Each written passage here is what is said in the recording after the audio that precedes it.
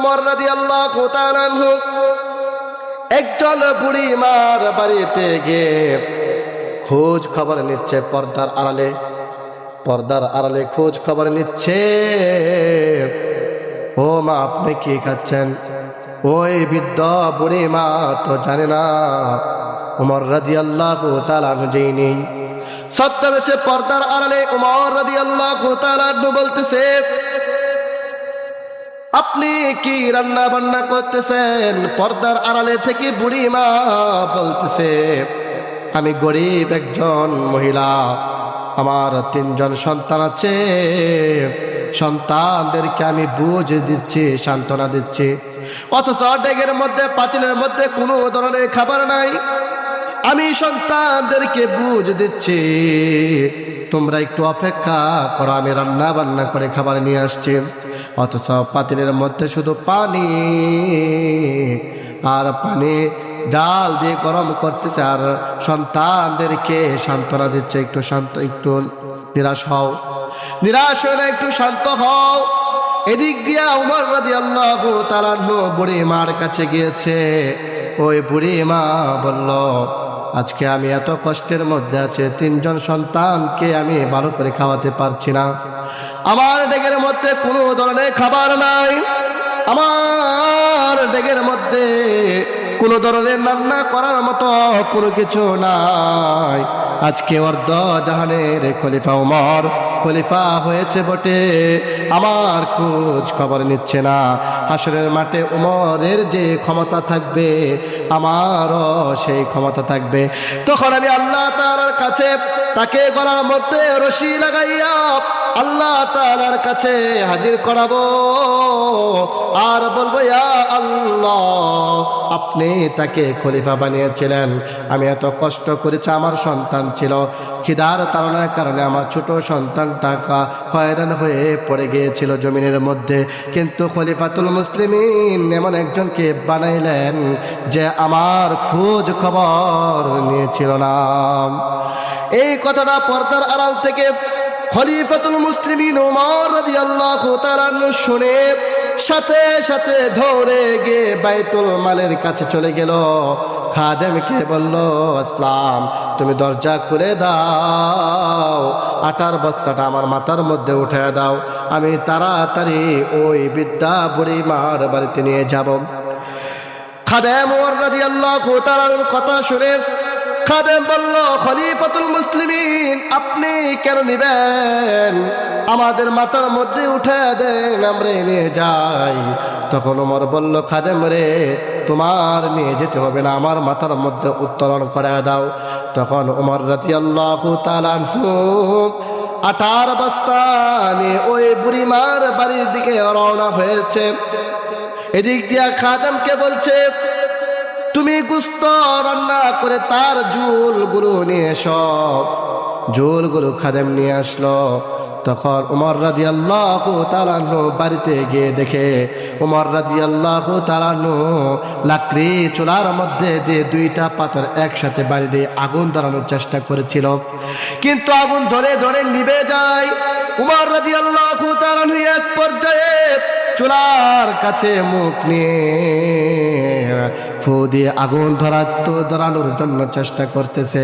উমরের চেহারা লাল। উমর রাদিয়াল্লাহু তাআলা দৃশ্য দেখে খাদেম বলল, খলিফাতুল মুসলিমিন, আপনি চলে আসুন, রুটি কিভাবে পিষতে হচ্ছে আমি জানি, রুটি কিভাবে বানাতে হয় তা আমি জানি, আপনি চলে আসুন। এক পর্যায়ে উমর রাদিয়াল্লাহু তাআলা নিজ হাতে রুটি বানিয়ে ওই সন্তানদেরকে গোশতের ঝোল দিয়ে খাওয়াচ্ছে। খাওয়ে এক পর্যায়ে বৃদ্ধা মার কাছে গেল, মা আপনিও খেয়ে নেন। তখন ওই মাকে খাওয়ায়া উমর রাদিয়াল্লাহু তাআলা খাদেমকে নিয়ে তিনি মদিনার দিকে রওনা দিয়েছেন। মদিনার দিকে রওনা দিয়ে উমর রাদিয়াল্লাহু তাআলা নামাজ পড়ার পর বাদাস সালাতি সাহাবায়ে কেরাম বসা, সাহাবায়ে কেরামদেরকে বলতেছে, তোমরা দুইজন কয়েকজন সাহাবায়ে কেরাম উঠে দাঁড়ায় যাও। সাহাবায়ে কেরাম ওই বৃদ্ধা বুড়ি মার বাড়িতে যাইবা, তার 3 জন সন্তান আছে, ওই বুড়ি মার বাড়িতে যাইবা। বাড়িতে গিয়ে ওই বুড়িমাকে আমার কাছে নিয়ে আসবা। যদি ওই বুড়িমা না আসতে চায় তাহলে তাকে জোর করে হলেও তাকে আমার কাছে নিয়ে আসবা। তখন সাহাবে কেরাম কয়েকজন ওই বুড়িমার কাছে বাড়ির থেকে রওনা হলো। লোকেশন নেওয়ার পর ওই বুড়িমার বাড়িতে পৌঁছে বুড়িমাকে এবং 3 জন সন্তানকে মদিনার দিকে নিয়ে আসতে লাগলো। যখন মসজিদে নববীর কাছে আসলো, এদিক দিয়ে বুড়িমা চিন্তা করতেছে, ভয় পাচ্ছে, আমি যে পর্দার আড়ালে একজন লোককে এভাবে অভিমান করে একজন লোককে তিরস্কার করলাম, মনে হয় ওই লোকটা বর্তমানে খলিফাতুল মুসলিমিন উমরের কাছে বিচার দিয়েছে। না জানি ওই খলিফাতুল মুসলিমিন আজকে আমার কি বিচার করে। এই জন্য খলিফাতুল মুসলিমিনের এলান শুনে ওই বুড়িমা আসতে ভয় পাচ্ছে। এক পর্যায়ে ওই বুড়িমা মসজিদে নববীর বারান্দায় এসে দাঁড়া রইল। মসজিদে নববীর বারান্দায় এসে দাঁড়িয়ে দরজার ফাঁক দিয়ে দেখে মসজিদে নববীর মিহরাবের মধ্যে ওই খলিফাতুল মুসলিমিন উমর রাদিয়াল্লাহু তাআলা আনহু বসা। খলিফাতুল মুসলিমিন উমর রাদিয়াল্লাহু তাআলা আনহু বসা। তখন তার ভিতরে ভয় ঢুকে গিয়েছে, আমি যার সাথে অভিমান করলাম ওই ব্যক্তিটা তো এখানেই আছে, না জানে আজকে আমার কি শাস্তি হয়। ওই ব্যক্তি ভয় পাচ্ছে। তখন উমর রাদিয়াল্লাহু তাআলা আনহু ওই বুড়িমাকে দেখে তিনি নিজেই মেহরাব থেকে উঠে উঠে বুড়িমার কাছে আসলো।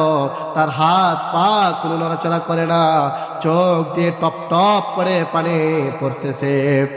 ওই বুড়িমার সামনে গিয়ে খলিফাতুল মুসলিমিন উমর বলতেছে, ও মা, আপনি তো বলেছেন উমরের ব্যাপারে আল্লাহ তাআলার কাছে উমরকে গলার মধ্যে রশি লাগাইয়া আল্লাহ তাআলার কাছে তাকে পেশ করবেন।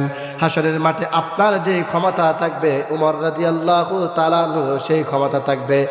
উমর রাদিয়াল্লাহু তাআলা আনহু তার মাথা থেকে পাগড়িটা খুলে দিন বুড়িমাকে বলল, পাগড়ির একটা পাশ উমরের গলার মধ্যে বেঁধে দিয়ে আরেকটা পাশ বুড়িমার হাতে দিয়ে বলল, ও মা, আপনি আমাকে নিয়ে, আমি অপরাধী, আজকে আমার শাস্তি হবে, আমাকে নিয়ে মদিনার অলি গলিতে নিয়ে ঘুরে বেড়ান, তবু আপনি আল্লাহ তাআলার সামনে আমাকে হাসরের মাঠে গলার মধ্যে রশি বাঁধিয়ে আল্লাহ তাআলার সামনে পেশ করিয়েন না। এটা ছিল মুসলিম জাহানের খলিফা। অর্ধ জাহানের খলিফা হওয়ার পরেও তার ভিতরে কত আল্লাহর ভয়।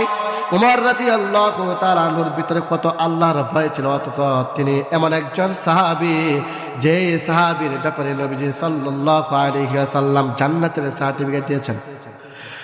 জান্নাতের সার্টিফিকেট প্রাপ্ত একজন সাহাবী, তার নাম হলো উমর। তার ভিতরে তো ভয়। আর বর্তমানে আমরা এমন একটা সময় পার করছি, মেম্বার থেকে নিয়ে একেবারে উপরের লেভেলের লোক পর্যন্ত শুধু দুর্নীতি করে, ঠিক টাইমে অফিসে যাই না, চেয়ারম্যান সাহেব ঠিক টাইমে অফিসে আসে না, উপজেলা চেয়ারম্যান ঠিক টাইমে অফিসে আসে না, সাধারণ মানুষ গিয়ে তার কাছে কোনো ধরনের বিচার পায় না, খেটে খাওয়া মানুষ, রিক্সা চালক, অটো চালক, ভ্যান চালক, তার কাছে গিয়ে কোনো ধরনের বিচার পাচ্ছে না। যেই দিকে টাকা পায় সেই দিকে সে রায় দিয়ে দেয়, যেই দিকে সে টাকা পায় সেই দিকে সে ফয়সালা দিয়ে দেয়। প্রত্যেকটা সেক্টরে দুর্নীতি চলে। উমর রাদিয়াল্লাহু তাআলা আনহু অর্ধ জাহানের বাদশা হওয়ার পরেও কোনো ধরনের দুর্নীতি করে নাই। এই জন্য আল্লাহর ভয় ভিতরে ঢুকানো।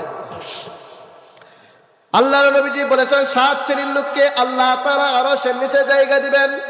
প্রথম নাম্বার হলো নাম্বার 1 আল ইমামুল আদিল।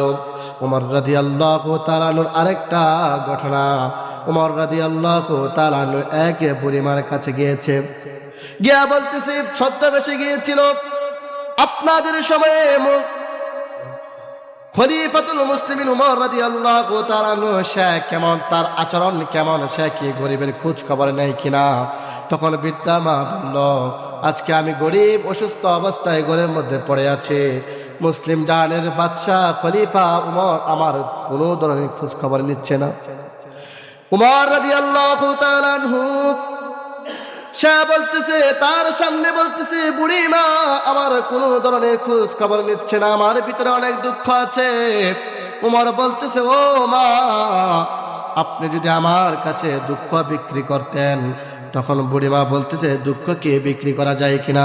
এর আগে বুড়িমা বলছিল উমরকে, বুড়িমা কিন্তু চিনতেও পারে নাই সে যে উমর, সে ছদ্মবেশে এসেছিল। বুড়িমা উমরকে দেখে বলল, হাসরের মাঠে আমার যেই ক্ষমতা থাকবে উমরেরও সেই ক্ষমতা থাকবে। তখন উমর রাদিয়াল্লাহু তাআলা আনহু আল্লাহ তাআলার কাছে পেশ করতে পারবে তার মনের ভাবনা, মনের ইচ্ছা। আমিও পেশ করব আল্লাহ তাআলার কাঠ গড়ায় আমি উমরকে দাঁড় করাবো। আমার এত কষ্ট হচ্ছে, কষ্টে দিন পার করছে, খলিফাতুল মুসলিমিন আমার খোঁজ খবর নিচ্ছে না। উমর রাদিয়াল্লাহু তাআলা এই কথা শুনে বুড়ি মাকে বলতেছে, ও মা, আপনি কি আমার কাছে দুঃখ বিক্রি করতে পারবেন? মা বলল, দুঃখ কি বিক্রি করা যায়? উমর রাদিয়াল্লাহু তাআলা বলল, আমি আপনাকে 5 দিরহাম দিব, তবু আপনি আমার কাছে দুঃখ বিক্রি করে দেন। মা বলল, দুঃখ বিক্রি করা যায় না, 10 দিরহাম দেব, না বিক্রি করা যাবে না। 15 দিরহাম দিব, না বিক্রি করা যায় না।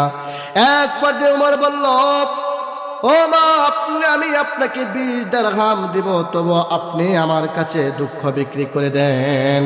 একবার বুড়ি মা চিন্তা করলো, যেহেতু সে বারবার আমাকে রিকোয়েস্ট করতেছে, অনুনয় বিনয় করতেছে, এক পর্যায়ে 20 দিরহামের বিনিময়ে বুড়ি মা দুঃখ বিক্রি করে দিল। দুঃখ বিক্রি করার পর উমর কাপড়ের একটা টুকরা বুড়ি মার হাতে